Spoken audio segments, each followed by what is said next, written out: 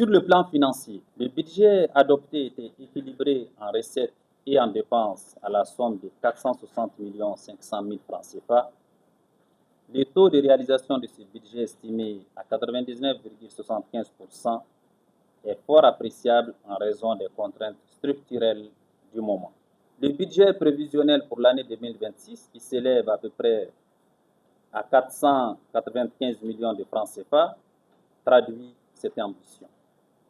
Il mobilise à la fois les ressources de l'État et celles des partenaires, avec un effort significatif consenti en faveur des investissements structurants, notamment la réhabilitation et l'extension du siège du CIGEM.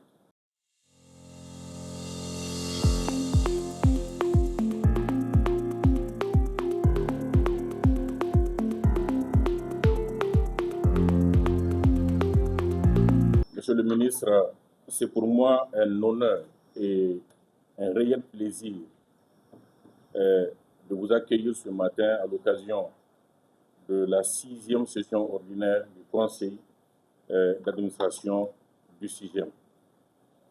Et je voudrais que vous me permettiez, avant tout propos, de vous adresser, Monsieur le ministre, l'expression de notre profonde gratitude pour votre présence constante et votre engagement déterminé aux côtés du CIGEM. Je voudrais la même permission pour saluer l'ensemble des membres du conseil d'administration dont la présence témoigne de l'intérêt soutenu accordé aux missions du CIGEM. La session qui s'ouvre aujourd'hui constitue un moment important pour la vie du CIGEM.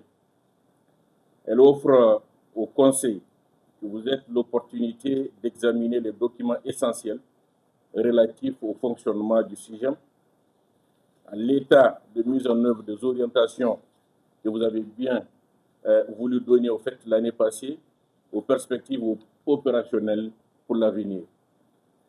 Ces documents que vous connaissez très bien, certainement vont être rappelés par Monsieur le ministre, ont été élaborés avec rigueur et sincérité dans le souci de présenter une institution fidèle, une situation, je veux dire, fidèle du CIGEM, en mettant en évidence à la fois les avancées réalisées, les contraintes rencontrées, mais également les besoins identifiés.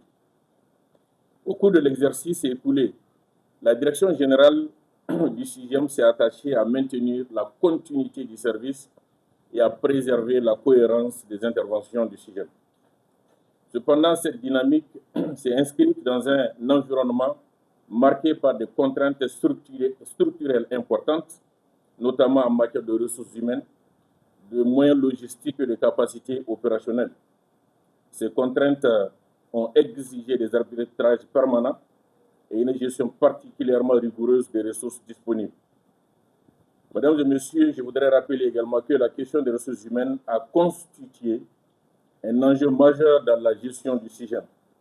Dans ce cadre, et conformément aux orientations retenues ainsi qu'aux dispositions réglementaires en vigueur, des mesures ont été prises concernant la situation du personnel contractuel qui avait fait l'objet de débats pendant toutes les sessions du conseil d'administration du CIGEM.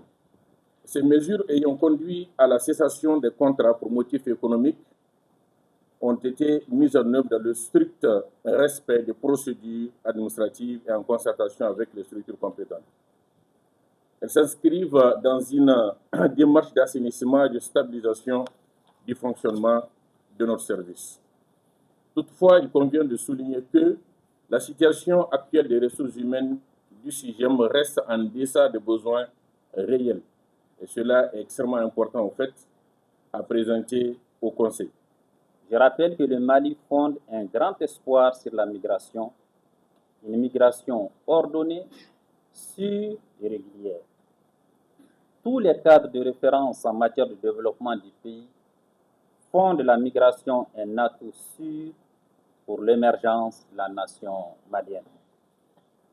C'est dans ce contexte que le plan d'action 2025 du CIGEM, que vous avez approuvé, programmait 16 activités, sur lesquelles 8 ont été réalisées, 2 sont en cours et 6 n'ont pu être exécutés, soit un taux d'exécution d'un peu plus de 50%.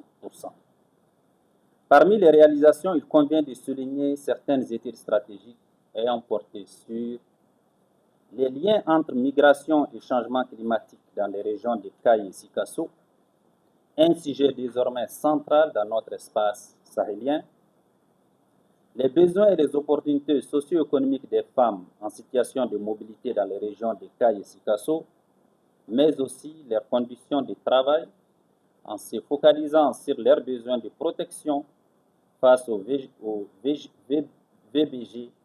et d'assistance psychosociale dans un contexte impacté par les changements climatiques. La contribution à l'évaluation de la politique nationale de la migration, qui constitue un jalon important dans la relecture de nos instruments de gouvernance, la formation de 40 migrants de retour en transformation agroalimentaire à Sikasso et énergie renouvelable à Caille, dont 20 à Caille et 20 à Sikasso. Cette formation constitue une action concrète en faveur de la réintégration des migrants de retour et une contribution dans le renforcement des capacités des acteurs locaux, dans le renforcement de leurs capacités.